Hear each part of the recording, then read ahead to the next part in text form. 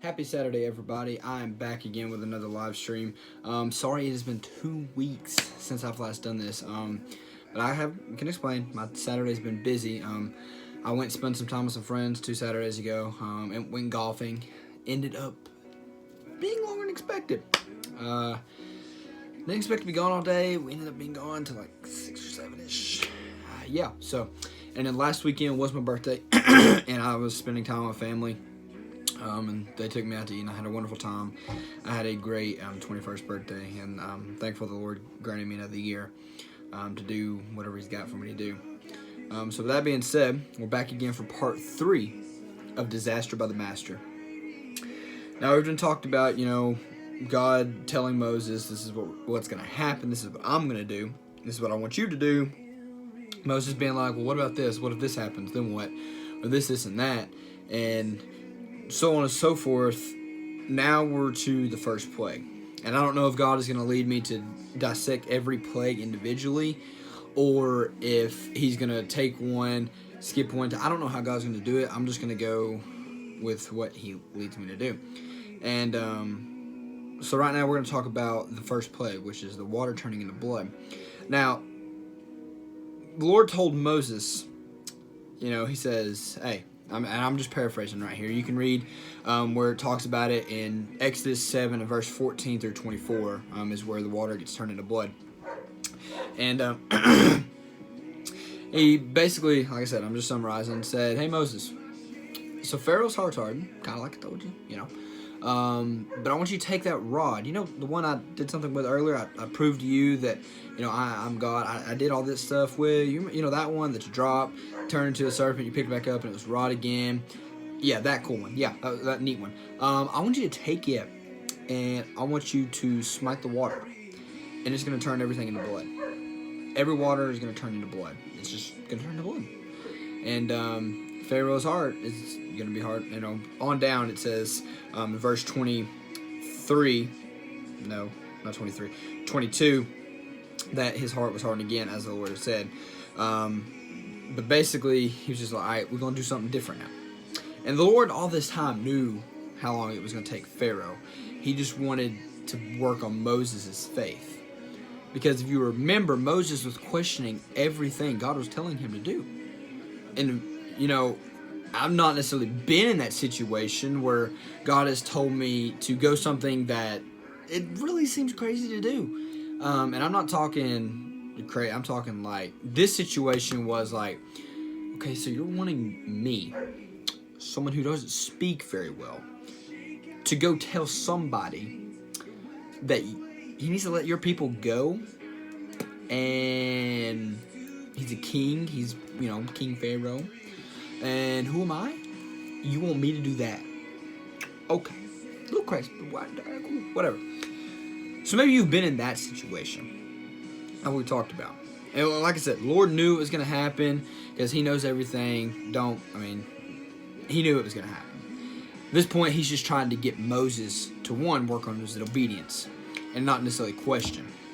Because even though God has done all this stuff with Moses still in the back of his mind, and the word doesn't say, Moses in the back of his head was just thinking, wow.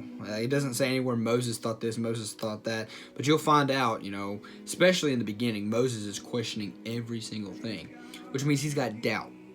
So God at this point, I believe, is trying to, number one, of course, get Pharaoh to let His people go, but He's trying to use Moses to work on his faith and his doubt. So I'm just going to read a bit of for you.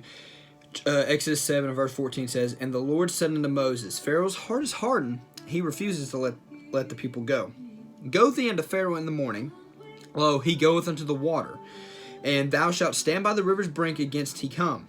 Which basically, you're going to be on the same side he is, where he can see you pretty much. And the rod which was turned into a serpent shalt thou take in thine hand. And thou shalt say unto him, the Lord of God of the Hebrews has sent me unto thee, saying, let my people go, that they may serve me in the wilderness. And behold, hitherto, I can't pronounce that word, thou wouldest not hear. Thus saith the Lord, in this thou shalt know that I am the Lord.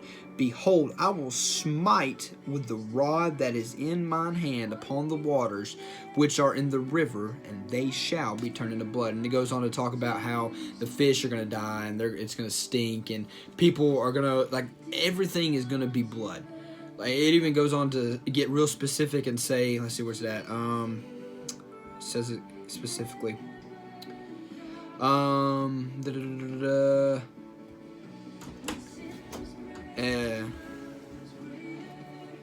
It says in the vessels of wood and of stone, which meant, like, I don't know how many of y'all are science nerds or if y'all even think about this, but wood holds water and rocks even hold water. And it was saying that right here in verse 19, and that there may be blood throughout all of the land of Egypt, both in vessels of wood and in vessels of stone. So basically anywhere there was a chance to get water, it was just going to be blood, which meant the people of Egypt were going to suffer because they didn't have water. Okay, and you gotta need water to survive. Pharaoh was going to suffer because Pharaoh was human. He needed water to survive. So Pharaoh was going to suffer. Moses was going to suffer. Everybody was going to suffer, all because God was turning everything into blood. Now, let's break this back down. He was making everybody suffer because he wanted Pharaoh to know that he was God. But if you read line upon line and precept upon precept, you see that he's wanting to grow Moses' faith. That's why he keeps saying, Moses, go. You know, he's supposed to because, you know, hey, he's using Moses. God knows what he's going to do. You got to understand that, especially if you keep in mind the context that was in the beginning where Moses was constantly questioning. And, like, I don't care who you are. Everybody when God tells them to do something, is going to question it. No matter how big of a Christian you are, no matter how good of a pastor, Sunday school teacher, you're going to question and have doubts. Even while doing it, you're still going to have those doubts. But God is going to prove himself miraculous. Yes, people might suffer in the process, but as the word says, he's going to get the glory for everything. Everything works out for his glory. And as everybody who heard, so spoiler alert for y'all that haven't heard, this works out where God gets the glory. Everything that goes on through this works out where God can get the glory. And he's working on Moses, but Moses, I don't really think understands it. He's just having so much doubt that, like, you really want me to go down and turn the water into blood where nobody can drink it? And it's also going to smell pretty bad because things are going to die. I mean, come on now. Let's just be real. You put yourself in that situation. You can't tell me you wouldn't be thinking that same stuff. Why? Because we're human. But in these times where we think, you know, God, or when even God tells us that, hey, his heart's going to be hardened, this is what's going to happen. When God is strictly telling us this is how everything is going to go down for this, and you know, he ended up saying, Moses, you're going to tell him that I am the Lord, that in this thou shalt know that I am the Lord, because I'm smiting the rod, or smiting the water with this rod.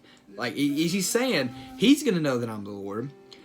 But if you read in between the lines, and I just threw my pen, you're going to know that I am Lord. Even though I've proved it to you, where you cast your rod like I've done before, where you cast your rod on the ground, it becomes a serpent, you pick it back up and it becomes a rod. Or when you stick your hand into your shirt and pull it back out and it's got leprosy on it, you put it back in, it comes out just like it was, like, you know, basically brand new almost. God's done stuff in your life over and over again. Maybe not the exact same thing, but he's taken stuff he's used before, used that same thing, and done it to something else. See, that rod, because he got specific with it. He said, the rod that turned into a serpent, I want you to take that one. Okay? You're going to use that one. He got specific. He could have said, go take a rod, or just use something, go pick up a stick. He could have said something, but he got specific because he wanted that thing that Moses had used before. Because, see, at this point, it was kind of like a mind game with Moses, sort of, so to speak. Because he would have thought, okay, this isn't the one that I turned into a serpent. It's not going to have any power in it. But instead, God decided to get rid of all that doubt and says, take the one that turned into a serpent, and you're going to go take that, and turn the water into blood. Because things God has used in front of us before to confirm, to show us so many things.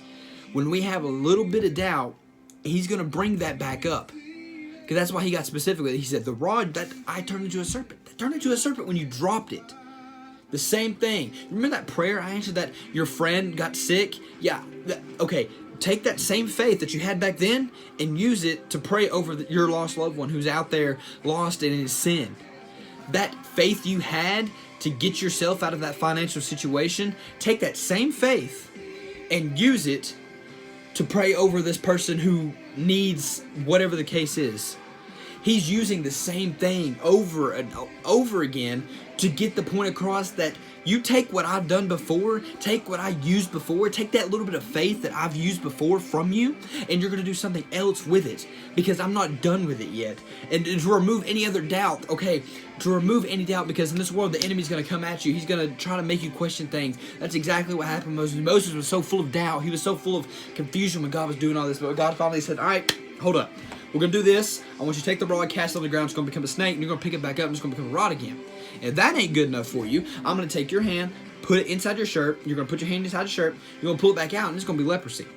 Then you're going to put it back in, pull it back out, it's going to be just like normal. Because I am that God. I am the God that can tell you to cast something on the ground, and it could become something that hurts you. But if you listen to what I tell you and grab it right and nip it on the butt, technically it's what it did. If you take it and nip it on the butt where I tell you to do it, if you grab it where I tell you to grab it, it's not going to harm you, and it's going to come back into something that you can use for my glory. Just like he's doing right now. That thing that he cast down on the ground in front of Moses that could have hurt him, he made Moses pick it back up, and now he's using what could have hurt him, turned it into something that he could use to make God's glory be known. That's exactly what God is doing in our lives right now. You might not realize it, but he's trying to get you to realize that same faith that you had back then in that last situation. Take that same exact faith that I used. God is saying, I used that faith. Take that same faith and put it that I'm going to be able to get you this next job. That same faith that you were worried that this person was going to die of sickness. Put it towards whatever it is out there that you're wanting God to do. But you're lacking that faith because he's telling you to do something about the situation and you're having a little bit of doubt about it. He's saying, okay, take that faith I used before. What that rod was to Moses was faith, because he was listening to God when God said, cast it on the ground, and it became a serpent. He also took that same faith and grabbed it where God told him to. God is trying to tell you to do something. He is trying to get you to pray about something, to move towards something, whatever the case is. He's trying to get you to do something, and I keep scratching my nose, and I don't know why, because my nose keeps itching. I don't know why it's itching right now. It's kind of annoying me. But he's going to take that same faith. He's going to say, you remember that faith that made you pray day in and day out for that situation that I used to make it better. Take that same faith, put it to work. Use that same faith to turn something else into what it shouldn't be to get the attention. And you're saying, what are you talking about? Turn it into something it shouldn't be. Okay, for example, that financial situation that shouldn't be that low, or it shouldn't be good for you right now, take that same faith and God's going to use it to turn that financial situation around. That's what I'm talking about. What the world says it shouldn't be, just like right then, the world said that shouldn't be blood. I can't use that. We can't drink of it. We can't get nothing from it. The world is telling you we can't use that. But God is saying, take it and make it something it shouldn't be. Because my faith, your faith, He will use to turn it into something it shouldn't be. And I know that's confusing, but just sit back and think about it for a minute. Just sit back and think. God will take something you've used before and use it and to turn a situation into something it shouldn't be, to get the attention of not only you, that you will realize God is in control, but that someone else will realize, wow, this God really is powerful. He is doing so many things. He done one miraculous thing. And everybody was looking at, why is this water turned into blood? But Pharaoh, it might not say it.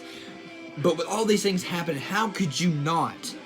Now, it says his heart was hardened. That doesn't necessarily mean his mind was not wondering how this stuff was happening. It says his heart was hardened. It never said nothing about his mind being kept from wondering. Which means his heart was hardened because he didn't feel the sympathy of the people and he wasn't going to let them go. But his mind, you can only imagine, thought, wow, how is that even possible? But I don't care, because my heart's hardened. I ain't going to let nobody else go. I don't care. It might not make sense to me, but those people still ain't going nowhere. Can you just imagine that? And that honestly didn't click to me until just now. God spoke it to me. He said, I hardened his heart, but I let his mind wander. I left his mind alone so he could see and think about these things, about how powerful I really am. God is trying to use your faith. What he took before, turned it into something that could have harmed you, told you, said, do this specifically, and you done it specifically, and it turned into something you could later on use. That faith he is trying to reuse in you right now. And right now, you might think, well, this is going to turn into a disaster. That's what Moses did. The blood turning into water was a disaster for everybody. It even says on down that they were digging around the river. Let's see right here. Verse 24, and all the Egyptians digged around the river for water to drink, for they could not drink of the water in the river, because it was blood. They were so desperate, they were trying to take, okay, well, it's blood right here. What if we dig on out? Maybe we'll find some water somewhere. But they couldn't find water nowhere. It might become a disaster right now, but God's got everything under control. You just got to be like Moses and keep obeying. Keep going back to what God's telling you to go back to. Keep trusting in him that he's going to deliver what he says he's going to deliver. That he's going to bring you through what he says he's going to bring you through. Because his promises, for he is not slack concerning his promises. He wants to fulfill his promise for you. You just got to keep obeying.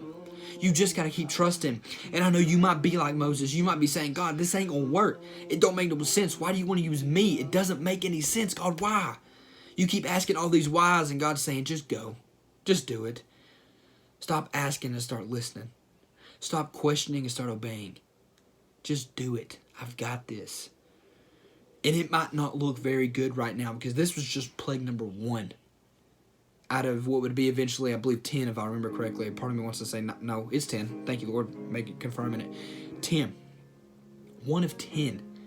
Moses didn't know there'd be 10. People of Egypt didn't know there'd be 10. Pharaoh didn't know there'd be 10. But God says, that's just 1. We got 9 more to go. And with that being said, sorry, my phone said 10%. With that being said, I think I'm going to call it good. I feel the Lord kind of just come off of me right then and pull back the reins a little bit. So yeah, that's what the Lord laid on my heart. That's what I've been studying about. Like I said, I don't know if he's gonna make me break down every single plague, talk about every single plague, or if he's gonna maybe skip one, because like the next one is the plague of frogs. He might not impress me to talk about the frogs. He might make me skip to plague 5. I don't know what God's got in store for this series, but I know if God's in it, it's going to be great no matter what it is. So I thank all y'all. I'm sorry. I'm going to try my best to get more consistent with it. And like I said, the past 2 weeks, we're just busy. I thought about streaming for my birthday, but I was just like, I'm just going to enjoy time with my family and enjoy my 21st birthday. And so I'm sorry if that upset any of y'all. I know y'all were waiting. I've been wanting to get back to it. And I've been excited to get back to this, because God finally gave me a series, and I'm not just going to throw in the towel when he finally gives me what I ask for. It's not me. It's not how I want to do it. It's not the way I want to honor God, not the way I want to honor God. Okay, I can't talk right now. It's not the way I want to honor God. For when I ask him for something, he gives it to me, and I just oh well. I done 2 videos. I done 3 videos. That's good enough, because this might just be for me. This series might just be for me. It might be for you. But there's a reason God wanted this series to happen, and he gave it to me. And I thank him so much for that. Y'all just keep me in your prayers that I keep obeying and I keep listening to what he'd have me to read on and study on and speak on in these YouTube videos. Concerning my YouTube channel, outside of Jesus stuff, I am looking into getting a camera that I can, start doing some fun videos with. I've had so many video ideas in mind for a long time, and people were like, why don't you want to use your phone? Well, I don't really like the way the video is on YouTube. Like, it's got the small screen, then whatever's going on in the background. I'm not a big fan of that, and I don't think I could be wrong, but I don't think there's a way to fix that unless it's like an actual camera. So I'm looking into getting a camera where I can start filming some fun stuff, enjoying it, because I love doing this stuff. I mean, it's just fun to me. I want to be a laugh, the reason somebody laughs. I want to be the reason someone cries. Like, I just want God to use me in my goofy, whatever you want to call it, personality. Random, wild, wacky, knuckleheadish. Mom could probably think of more adjectives, so if you want more adjectives, just ask her. Ask Tanner. ask anybody that knows me, really. To give you a bunch of adjectives that describe me. I just want to be a blessing to somebody. And I feel like this, this YouTube channel can do something for somebody. I might not ever see any type of profit from it. And if that's not what God wants, then I'm fine with that. But if God chooses to bless me to get profit from it somehow, then fine, whatever. I just want to be a life for somebody. I want people to, when they're feeling down and out, they can come to this YouTube channel not only to get fed by the word, but get a good laugh, get a good, smile. I want to be that for somebody. And I pray God gives me the opportunity that I can do that more often in my life. Because I love seeing people smile. I love being the reason people smile. I love being the reason people have a good day. I don't know, it does something to me. But with that being said, Tanner is preaching August 4th. It's a Sunday night. I do not remember the name of the church right now. But when I'll hopefully do another video, if God allows, next week, and I'll try to remember to drop the name of the church in for y'all, for those who are interested to come hear him. I am not preaching anytime soon to my knowledge, unless something happens between now and next video. Other than that, no announcements really. Unfortunately, y'all didn't get me to 100 subscribers, so that means there's not going to be any pies in the face before my birthday. Y'all didn't give me 100 before my birthday, so there's not going to be pies in the face. Thinking about possibly coming up with another deadline to give y'all a chance, because who doesn't want to see me get pie in the face? I mean, really? I know my mom, dad, and brother would all love to give it to me. But without y'all's help, they ain't gonna touch his face with pie. Ain't happening. So if y'all interested in that, tell your friends to subscribe. Even if they never watch the videos, tell them to subscribe. The videos will always still be on YouTube, so maybe God will lead them one day. I don't know what God's will is. Just share them, tell them, hey, go subscribe. I want to see him get pie in the face. That's what you tell them to do. It's fine. Say, hey, I want to see this dude get pie in the face. I think it's going to be hilarious. Just go subscribe. You ain't got to watch this video. Just go subscribe. And, yeah. So, working on another deadline. Just, y'all get me to 100 followers, and it'll happen. So, with that being said, thank y'all so much. I love every one of y'all. Keep me in your prayers that I keep obeying God in every aspect of my life, and especially this right here, especially obeying in this YouTube channel and Bible study that's been going on for, Lord, I don't even know, going on 2 years, I think. Been a blessing, been a wild ride, so to say, and thankful God's been with me every step of the way. But anyways, enough rambling. Once again, August 4th, Tanner will be preaching. I'll get you the name of the church as soon as I can.